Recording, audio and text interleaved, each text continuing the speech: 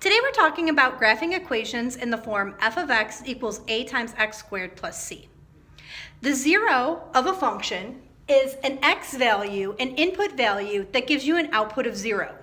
On a graph, zeros of a function always appear as x-intercepts. An x-intercept is along the x-axis, so it's always a number comma 0 if the point is on the x-axis. And that means an input number that gives you an output 0, something comma 0. When we're graphing f of x equals ax squared's parent function, it looks like this green parabola right here. And that's when we're not adding anything at the end. So basically the value of c is 0. But if we add on a number that's greater than 0, it's going to move our parabola up along the y-axis. If we subtract a value or add a negative value of c, so if c is less than 0, it's going to move our parabola down along the y-axis. The vertex of any graph that's in the form f of x equals ax squared plus c is 0, c, because it's always on the y-axis, but it will move up or down based on that c value. The axis of symmetry will remain at x equals 0. So let's take a look at an example here. So I've already graphed my parent function, f of x equals x squared, here in the green. Now they're asking us to graph g of x equals x squared minus 2. So I've made a table and I have some input values that we're going to test. If we input 0, 0 squared minus 2 is going to give us negative 2. If I input 1 or negative 1, I'm going to get 1 minus 2, which is negative 1. If I input 2 or negative 2, I'm going to get 4 minus 2, which is 2. So I'm going to graph this guy. So I have 0, negative 2, 1, negative 1, and negative 1, negative 1, 2, 2, and negative 2, 2.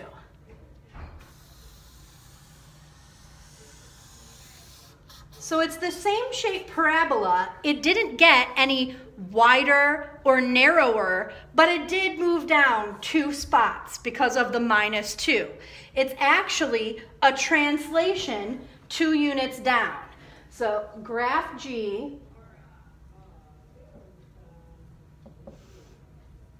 as a translation 2 units down from graph F. Now there are some things that remain the same. They both open upward, and both of them have an axis of symmetry at x equals 0.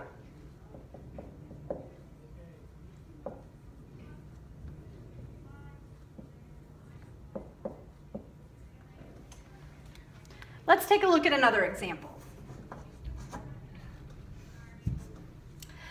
This time, we have our parent function graphed here already, f of x equals x squared. This time, though, our g of x equation is 4 times x squared plus 1. So once again, I have some input values we'll input into the equation, and then we'll graph it. So if I input 0, 0 squared times 4 plus 1 is going to give me 1. If I input 1 or negative 1, I'm going to get 1 times 4 is 4, plus 1 is 5. And if I input 2, I'm going to get 2 squared is 4 times 4 is 16, plus 1 is 17. And that one's probably going to be off my graph, but that's okay. I can graph the other one. So I've got 0, 1, and 1, 5, and negative 1, 5.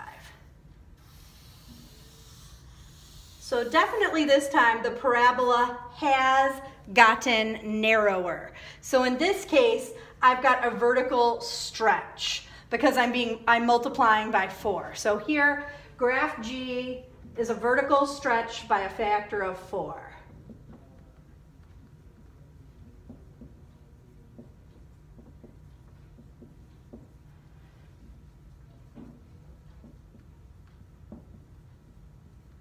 I also notice they don't have the same vertices. Graph G has gone up 1, and that's because of the plus 1 there. So graph G is a translation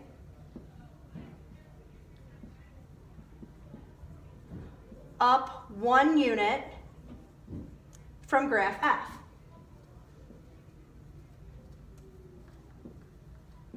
But when I'm comparing, there are some things that are still the same. They're both opening upward. And they both still have an axis of symmetry at x equals 0. So that's still my symmetry line. Let's take a look at another example. Here we're given f of x equals negative 0.5x squared plus 2, and g of x is whatever f of x is minus 7. So the transformation here between these two, graph G is going to be translated 7 down from graph F. So graph G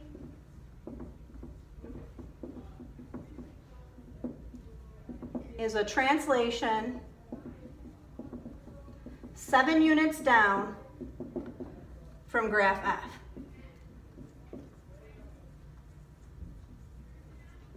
Now, I want an equation for graph G. I know that it's whatever f of x is minus 7. So I can fill in f of x was negative 0.5x squared plus 2. It's my f of x. And then it was minus 7. So I can do a little simplifying here for my g of x equation.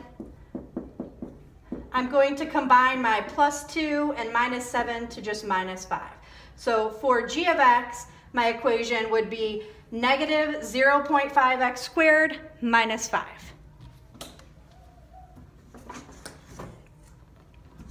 Lastly, let's look at a real life problem here.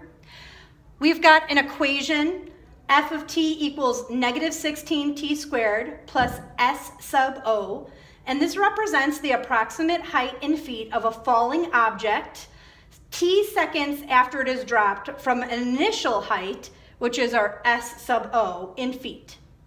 So let's assume we have an egg and we're dropping it from 64 feet. So in this equation, we want to know how many seconds until the egg hits the ground. Well, that's our output, the egg hitting the ground. And the ground is at 0, so I want an output of 0. T represents my time, which I'm trying to find, how many seconds before it's hitting the ground. And my S sub O represents my initial height. Well, we're dropping it from 64 feet, so that's going to be plus 64. I can factor a little bit here. I can take a negative 16 out of both, which leaves me with t squared minus 4. And I can factor it a little bit more here. T squared minus 4 is t plus 2 times t minus 2. So I know that my t, my time, can either be, in order to get 0, negative 2 or 2. Well, the only one that makes sense when it comes to time is the positive, so it's going to be 2 seconds before this egg hits the ground. So let's suppose the initial height is adjusted by k feet. How is this going to affect the time? Well, in order to look at this, let's make a chart and let's plug in some times and see kind of what our pattern is here.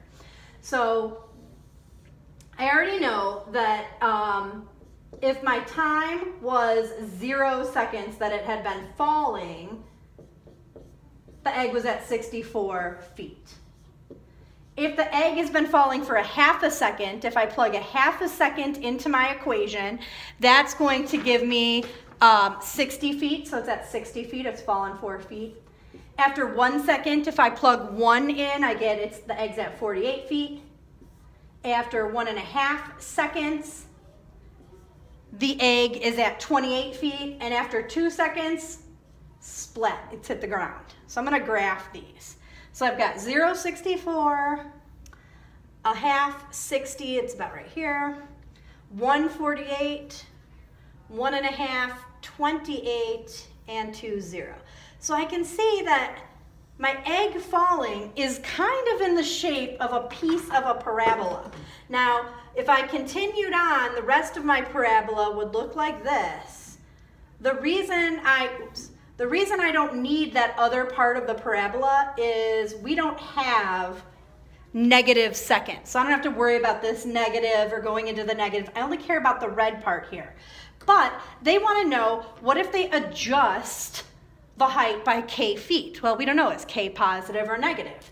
If k is greater than 0, if we add on more than 0, so we add on 2, 3, 5, 10 feet, we're going to be going above 64. So if I add on, my parabola is going to be like this, which means it's going to take longer for it to hit the ground. So if k is greater than 0, it'll take more than 2 seconds.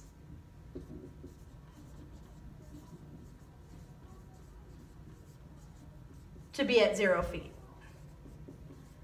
Now, if k is negative, if k is less than 0, that means that I'm reducing the height. So if k is like -8, I'm down at 56.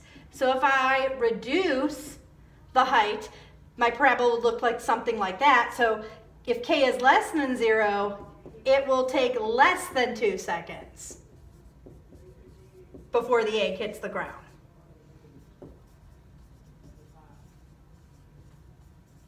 So the ground being 0 feet.